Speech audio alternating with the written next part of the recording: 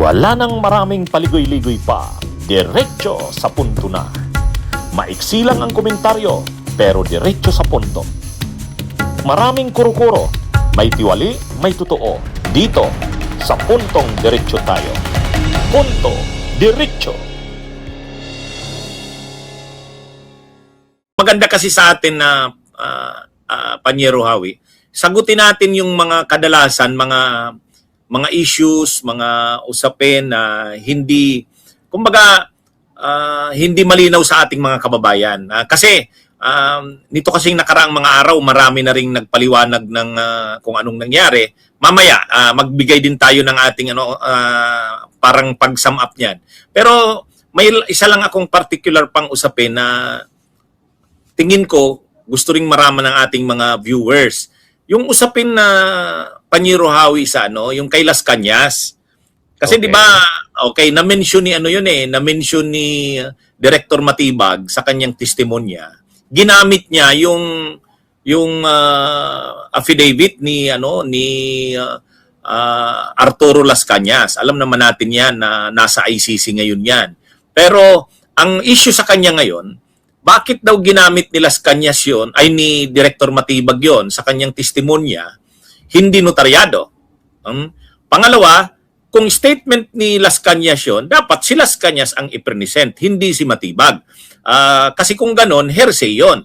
Nagmayabang pa nga si nagmayabang pa yung Attorney Binluan, yung abogado ng defense. Nililikturahan si Director Matibag tungkol sa hearsay, na chismis daw yan. So, paano mo ba sasagutin yung issue na yan, Attorney Hawi? Well, tingnan natin yung konteksto na yan, no? Why is it presented or what is the document worth, no?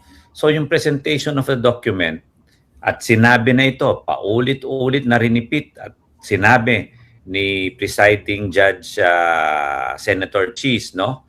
Paulit-ulit niya sinabi, we are admitting the document and the statements therein as part of one, na narration na sinabi ito. Number two, as part na ito part ng investigasyon. At number three, ito part ng affidavit or narration o dokumento. Pero sinabi niya, malinaw din ang sinabi ni Senator Presiding Judge Cheese na pero ito ay hindi nagpapatunay sa katotohanan ng linalaman na ito. So anong ibig sabihin po niyan? You are presenting a narration that somebody or isang tao is sinalaysay po ito. Yun po ang sinasabi lang ni Matibag. Na sa kanilang investigasyon, ito ay sinalaysay sa kanilang investigador ni Las Cañas. So they are testifying to the fact that there is a narration and this narration says the following. Ngayon, may katotohanan ba na may Davao Death Squad?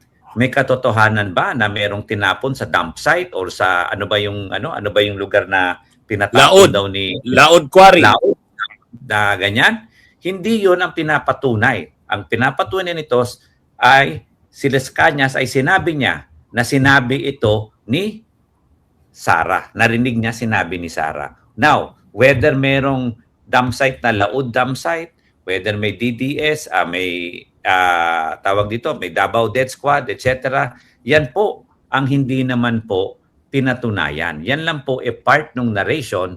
Ngayon, nasa sa judges na yan, nasa sa West na yan, kung sa tingin nila may katotohanan yan o wala. But we are only testifying as to the statement, but not as to the truth of the statement. Yan po ay maliwanag. At yan po ay sinabi mismo ni presiding Senator Judge Cheese paulit-ulit. Kaya wala namang punto na tanongin o i-cross-examine kung may katotohanan o kung anong nangyari dyan sa mga Davao Death Squad na yan. Because hindi nga natin tinetestify ni Matibag, ni Director Matibag, kung ito ay totoo. Tinetestify lang niya na ito ay sinabi ni Las Cañas. Hanggang doon lang po. So, klaro po yun. So, ilinaw natin kini-question yung paggamit ng affidavit ni Las Cañas, question ng defense, pero ang naging ruling ng presiding judge ni Senator Cheese, tulad ng pinaliwanag ni Panyero Hawi, yung laman ng affidavit, kung totoo nga ba yun o hindi, hindi yon. Hindi yun ang iano eh. Kaya, pwede namang i-add na mabanggit yung affidavit ni Las Cañas kahit hindi ito notarized, kahit nandun ito sa ICC. Ang pinag-uusapan lang, mayroong affidavit si Las Cañas na in-execute tungkol doon. Kung totoo ba yun o hindi yun nag-rule doon yung presiding judge. Hindi yun yung naging issue. Kung ganun talaga yung magiging issue, yung laman ng affidavit, kailangan talagang i-present si Las Cañas. Tama, Opo, ano yun? kung yun nga, kung yung katotohanan nun, yun yung hearsay. Hindi mo naman Oo. sinasabi yung katotohanan nun eh. Sinasabi mo lang na ikaw yung nandun, narinig mo, sinabi yon kasama sa investigasyon, yun lang po ang sinasabi nun na you're testifying to the document which exists, which says the following. Kasi nga, ikaw ay director ng NBI. Ikaw ay custodian. Hawak mo itong mga dokumento na ito. So, ang tanong, ano ba ang dinalaman ng dokumentong ito? Yun lang naman po ang tanong eh. So, pwede mong sabihin yung laman ng dokumento. At malalaman natin na Panyerong Enzo, Panyerong Ricky, ang sabi naman doon, ito mismo yung depensa, si Attorney Vinluan, sabi nga niya, best evidence is the document. Di ba? Inadmit yung document. Best evidence is the document. So, pag sinabi mong best evidence is document, yung dokumento itself, pasok na po yon. Ngayon, whether that document is true or yung sinasabi ng dokumento na yun ay totoo o hindi, yan po ay nasa pag-weigh o pagtingin na ng mga senator judges. Hindi niya man sinasabi na yung dokumento na yun o yung nilalaman nun ay totoo. Ang sinasabi lang nun, yung dokumento na yun ay existing at yung mga sinasabi na yun ay sinabi ni Las Cañas. Yun lang naman po. Wala naman pong dinadagdag at kahit yung prosecution, aminado sila na hanggang doon lang naman ang purpose ng kanilang testimony as far as the document of Las Cañas is concerned. O, Panyero Hawi, ang kakabit na din doon, kasi ang laging ini-issue kay Director Melvin Matibag para masira yung kredibilidad nito, na walang halaga yung sinasabi nito, ang nagiging issue yung hearsay nga. Ang una nga doon, yung tungkol sa kay Las Cañas, bakit hindi si Las Cañas? Nasagot mo na po yon, Attorney Panyero Hawi. Pero yung isa pang issue sa hearsay, anong personal knowledge ni Director Matibag sa mga sinasabi niya, samantalang nung nangyari ang mga insidente na yan sa video na yan ni Sara Duterte at yung investigasyon diyan, hindi pa naman siya ang NBI chief noon. So wala siyang alam doon, walang personal knowledge. So hearsay yun. So wala siyang credibility mag-testify tungkol sa mga bagay na yon. Anong sagot mo diyan, Panyero Hawi? Pero titignan natin yan. Ang sabi nga ito, parte ng kanilang investigasyon na Panyero, no?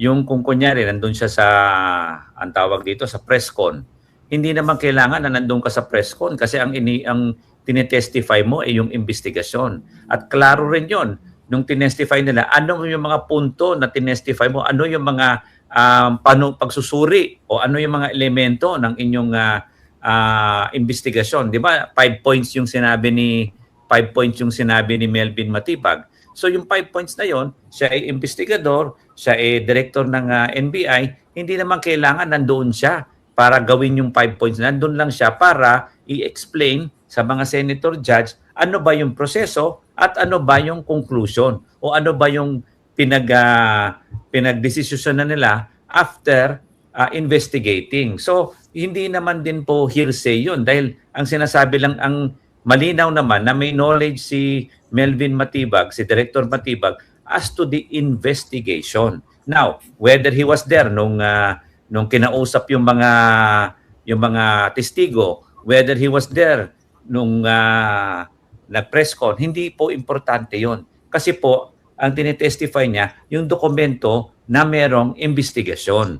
At ano po ang proseso doon sa investigasyon na yun bilang isang director ng NBI na alam po niya ang proseso at alam po niya ang resulta ng investigasyon. So yun po yun. Hindi naman po sinasabing dapat nandun siya dahil as I said, ang tinitestify niya yung resulta na naging investigasyon ng buong bureau. Di ba? Ang nakakatawa naman doon na Attorney Enzo, kung paniniwalaan natin yung train of thought ng mga nagtatanong, ng depensa at saka ng mga senator judges na parang defense lawyer na rin, ni Sarah, ibig mo sabihin kung meron nag-retire, nag-resign o nawala na investigador, hindi na matatapos ang investigasyon dahil hindi na siya kasama doon, wala siyang personal knowledge. Di ba ang investigation, pwedeng tuloy-tuloy naman yan kahit nag-iba yung investigador because you are doing the process of the bureau.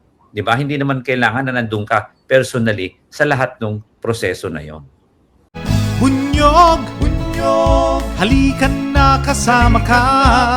Bunyog, kapag buklod ay may pag-asa. Luzon, Visayas, Mindanao, isa ang pananaw. Sa bagong Pilipinas ang bunyog isisigaw. Bunyog, bunyog, bunyog.